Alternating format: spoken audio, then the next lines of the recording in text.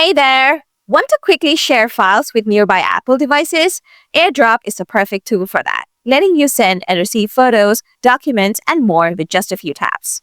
In this guide, I'll show you how to use AirDrop on your iPhone for sending and receiving files. So, let's dive in. Trick 1. Enable AirDrop.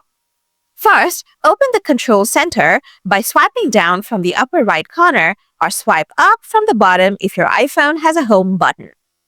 Next, press and hold the network settings box that shows Wi-Fi, Bluetooth, and more. Then tap on AirDrop and choose Everyone or Contacts Only if you prefer sharing only with your contacts. Trick 2. Send files with AirDrop. Now, open the app that has the file you want to send, like photos or images. Select the file or files you would like to share. After that, tap the Share icon, which looks like a square with an upward arrow. In the sharing options, tap on AirDrop. Next, choose the device you want to send your file to from the list of available devices. Finally, wait for the recipient to accept your AirDrop. Trick 3. Change AirDrop settings, optional.